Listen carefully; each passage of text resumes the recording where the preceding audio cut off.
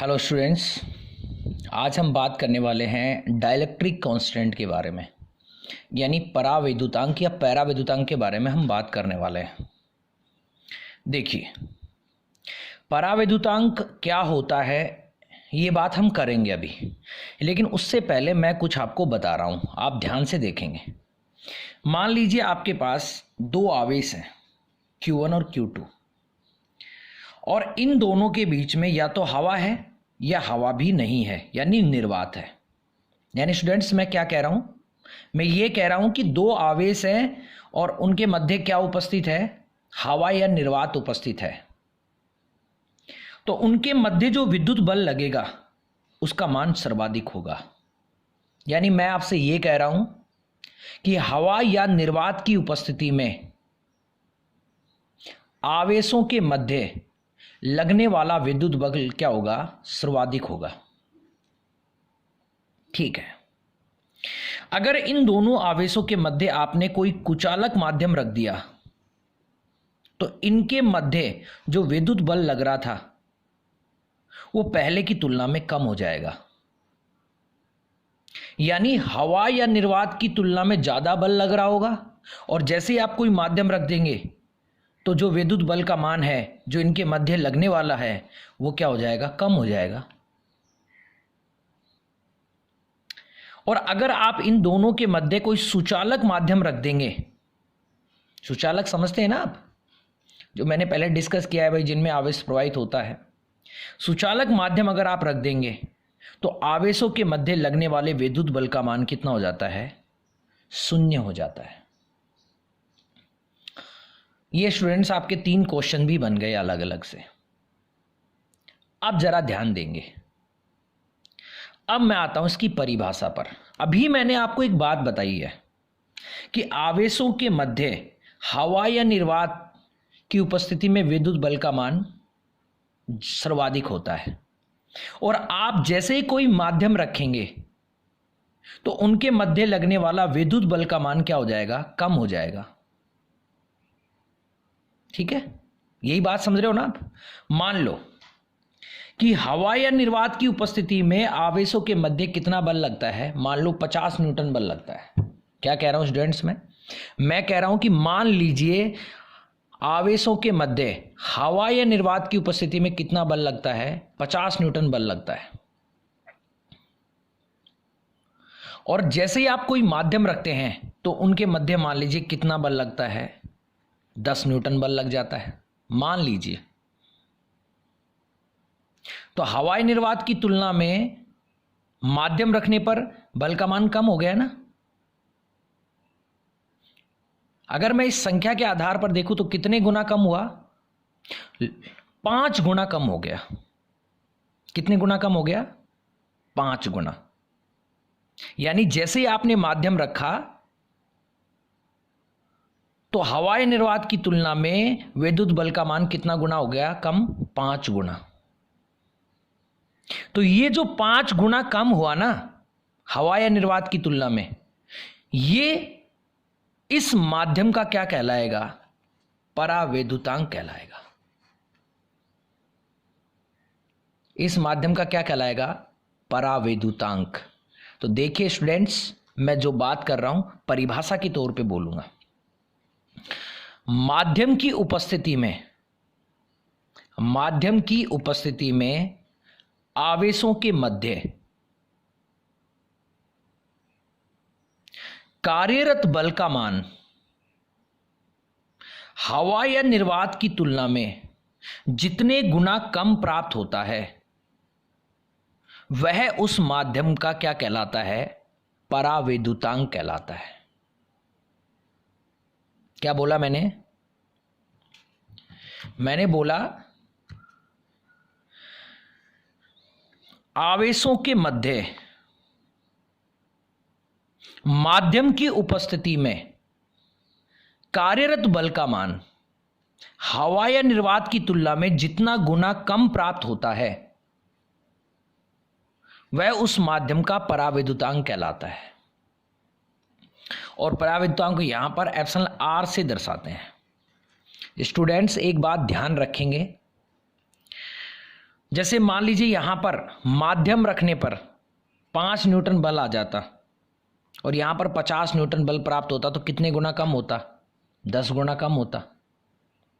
तो जितने गुना कम हो, माध्यम रखने पर जितने गुना कम हो जाए उसे ही आप क्या बोलेंगे? परावैद्युतांक बोलेंगे। ठीक है स्टूडेंट्स, देखिए अब मैं परावैद्युतांक की बात कर रहा हूं।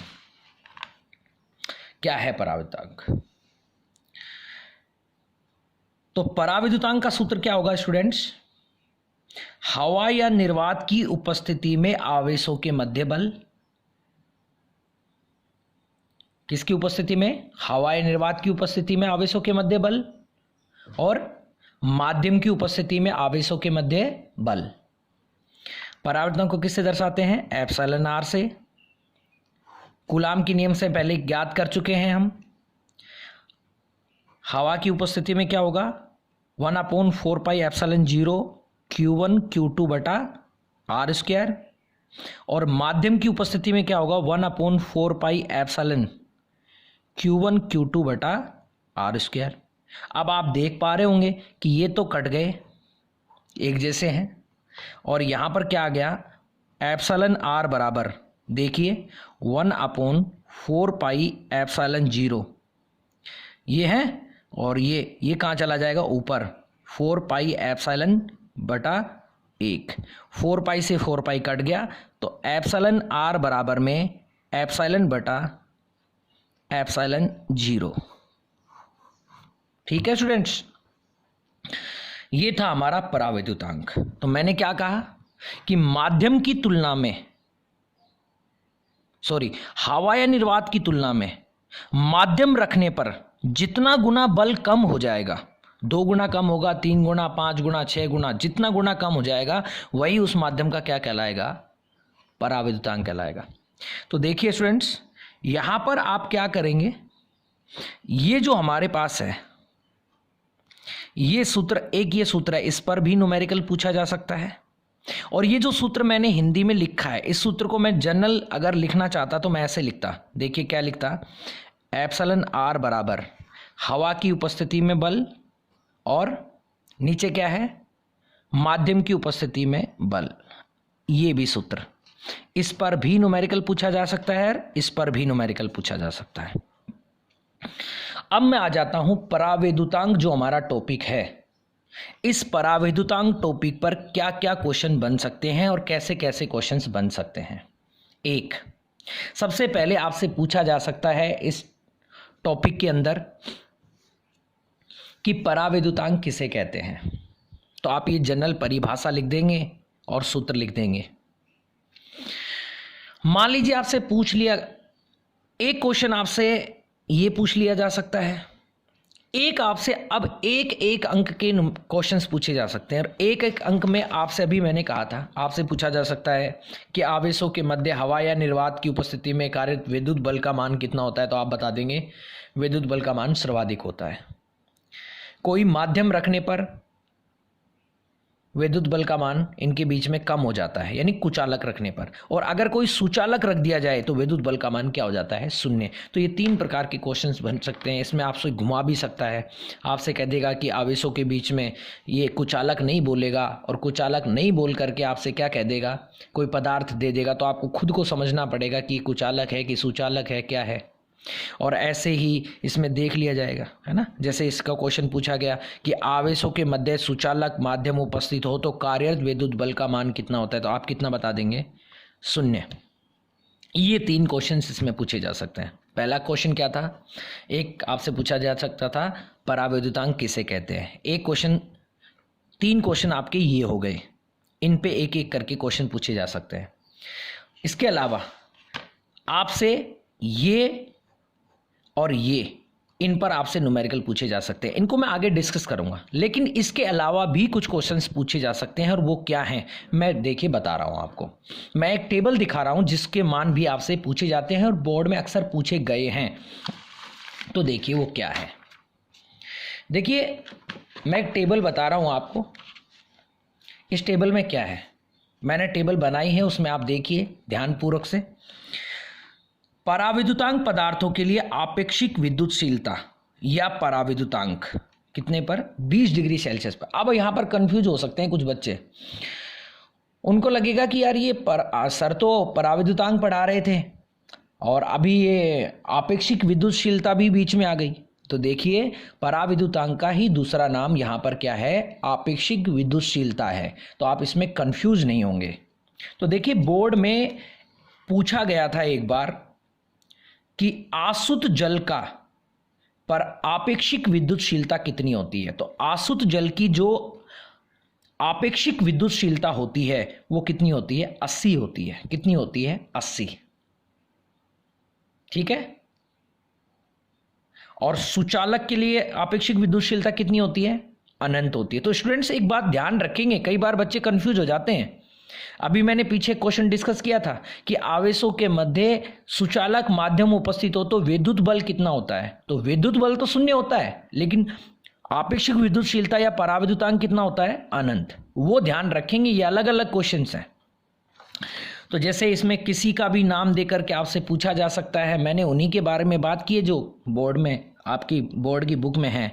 जैसे निर्वात के लिए कितनी होती है आपेक्षिक विद्युतशीलता? 1 होती है। ऑक्सीजन के लिए ये, हवा के लिए ये, पैराफिन मोम के लिए 2 से 2.5 होती है, अब्रक के लिए 3 से 6 होती है, कांच के लिए 5 से 10 होती है, रबड़ के लिए 7 होती है, ग्लिसरीन के लिए 42.5 होती है, आसुत जल के लिए 80 होती है, सुचालक के लिए कितनी होती है? अनंत होती है। आप देखिए, इसमें मैंने किसी पर भी मात्रक नहीं लगाया है। मात्रक क्यों नहीं लगाया है मैंने? क्योंकि ये पराविद्युतांक जो है वो कैसा है हमारे पास, मैं पीछे बता चुका हूं ना आपको, इसलिए नहीं लगाया हमने।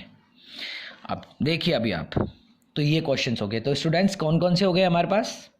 पहले हमसे पूछा जाएगा कि पराविद्युतांक किसे कहते हैं, या दूसरा क्वेश्चन हमसे 3 प्रकार के क्वेश्चंस जो मैंने आपको बताए थे कि आवेशों के मध्य हवाएं निर्वात उपस्थित हो तो कारित बल का मान कितना होगा, सुचालक माध्यम उपस्थित हो तो कितने कारित विद्युत बल का मान कितना होगा, कुचालक माध्यम उपस्थित हो तो कारित बल का मान कितना होगा, ये आपसे पूछे जा सकते हैं। इसके अलावा आपसे ये जो टेबल मैंने आपको दिखाई है इसमें आपसे पूछा जा सकता है कि कहेगा आसुत जल के लिए आपेक्षिक विद्युतशीलता या पराविद्युतांक का मान कितना होता है, तो आप बता देंगे इनको। ठीक है स्टूडेंट्स, इस प्रकार के क्वेश्चंस पूछे जा सकते हैं। अब जैसे कई बार क्वेश्चंस मैंने इसी जो क्वेश्चन है सुचालक जो है कि इसके लिए सुचालक के लिए आपेक्षिक विद्युतशीलता कितनी होती है स्टूडेंट्स? अनंत होती है। इसी को क्वेश्चन बना करके आपको घुमा करके भी पूछा जा सकता है ताकि आप कंफ्यूज हो जाएं। तो मैं देखो एक क्वेश्चन आपको बता रहा हूँ जो बोर्ड में आया हुआ है, तो ध्यानपूर्वक देखेंगे स्टूडेंट्स। एक क्वेश्चन है, तांबे के लिए आपेक्षिक विद्युतशीलता का मान लिखो। जैसे आपसे पूछ लिया कि तांबे के लिए आपेक्षिक विद्युतशीलता का मान लिखो। अब देखो, तांबा आपको खुद को पता करना पड़ेगा। तांबा क्या है? सुचालक है कि कुचालक है? तांबा जाहिर सी बात है सुचालक है, क्योंकि हमने घर के तारों में देखा है। काम लेते हैं कि नहीं लेते? लेते हैं। तो तांबा क्या है? सुचालक। तो हम बता देंगे तांबा सुचालक होता है, इसलिए तांबे की आपेक्षिक विद्युतशीलता कितनी होगी? अनंत। क्यों? क्योंकि स्टूडेंट्स हमें पता है तांबा सुचालक है और सुचालक की आपेक्षिक विद्युतशीलता कितनी होती है? अनंत होती है। तो इस प्रकार से भी आपको कंफ्यूज कर सकते हैं बोर्ड में। अब मैं आता हूं एक न्यूमेरिकल पे जो पराविद्युतांक पर निर्भर है। तो देखिए स्टूडेंट्स, वो न्यूमेरिकल मैं देता हूं। सबसे पहले न्यूमेरिकल को ध्यानपूर्वक पढ़ना चाहिए। निर्वात में स्थित किन्हीं, ध्यान दीजिए, निर्वात में स्थित किन्हीं 2 स्थिर आवेशों के मध्य कार्यरत बल का मान कितना है? 18 न्यूटन है। क्या कह रहा है स्टूडेंट्स? ये कह रहा है कि 2 आवेश हैं आपके पास और दोनों आवेशों के बीच में क्या स्थित है? निर्वात है। और जब निर्वात स्थित है तो उनके मध्य कार्यरत बल का मान कितना है? 18 न्यूटन। तो देखिए, हवा या निर्वात की उपस्थिति में कार्यरत बल का मान कितना है?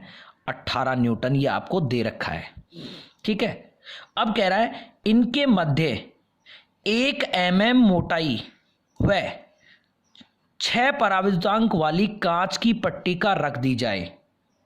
कह रहा था कि आपके पास 2 आवेश हैं। ठीक है स्टूडेंट्स, दोनों आवेशों के बीच में हवा है या निर्वात है, तब कितना बल लग रहा है? 18 न्यूटन। अब कहता है कि इन दोनों आवेशों के बीच में आप क्या रख दो? 1 mm मोटाई की प्लेट रख दो और जिसका पराविद्युतांक कितना है? 6 है। परावर्तनांक कितना है 6, रख दो। तो कांच की पट्टी का रख दी जाए तो इनके मध्य कारित बल का मान ज्ञात कीजिए। स्टूडेंट्स देखिए, आपको मैंने पहले ही बता दिया था कि हवा या निर्वात जब उपस्थित होगा तो कारित बल का मान सबसे ज़्यादा होता है। अब उसके बीच में कुचालक माध्यम रखोगे तो विद्युत बल का मान क्या हो जाएगा, घट जाएगा। ठीक है, मैंने क्या कहा है स्टूडेंट, ध्यान दीजिए कि आवेशों के मध्य हवा या निर्वात उपस्थित होगा तो विद्युत बल का मान क्या होता है, सबसे ज्यादा, और कुचालक माध्यम रखेंगे तो विद्युत बल का मान क्या हो जाएगा, कम हो जाएगा। अब ये हो गया, दे रखा है एक 18 न्यूटन दे रखा है और ये दे रखा है। अब क्या कह रहा है, कारित बल का मान ज्ञात करो। कब ज्ञात करो, जब उनके मध्य ये पट्टी रखी हो। तो ये हमारे पास हम ले लेंगे, माध्यम रख दिया, अब विद्युत बल का मान ज्ञात करवा रहा है। तो देखिए स्टूडेंट्स क्या क्या बोला है इसमें, कह रहा है कि आवेशों के मध्य क्या उपस्थित हो, हवा या निर्वात उपस्थित हो तो कितना बल लगता है, 18 न्यूटन लगता है। और इनके मध्य एक मोटाई और 6 पराविद्युतांक वाली कांच की पट्टी का रख दी जाए, रख दी, तो कारित बल का मान कितना होगा, तो ये होगा। तो अब देखिए क्या होता है, चूंकि आपको पता है एप्सिलॉन आर बराबर में एफ नॉट बटा एफ बेस एम, तो एफ नॉट का मान कितना है, 18 है। ठीक है, इसका मान कितना दे रखा है, 6 दे रखा है। इसका मान कितना दे रखा है, 18 दे रखा है। इसका मान कितना दे रखा है स्टूडेंट्स, इसका तो दे ही नहीं रखा है, इसका हमें क्या करना है, निकालना है। तो हम क्या करेंगे, इसको इधर ले जाएंगे और इसको यहाँ ले आएंगे स्टूडेंट्स। तो हम क्या करेंगे, एफ बेस एम बराबर में 18 बटा 6, तो कितना आ जाएगा, 3। तो इसका इनके मध्य कितना बल लगेगा स्टूडेंट्स, 3 न्यूटन बल लगेगा। कब, जब आप पराविद्युत माध्यम रख देंगे। ठीक है स्टूडेंट्स, ये था हमारा न्यूमेरिकल इस पर। अब हम बात करेंगे अगले वीडियो में, आपसे मिलेंगे, तब तक आप अपना ध्यान रखिएगा।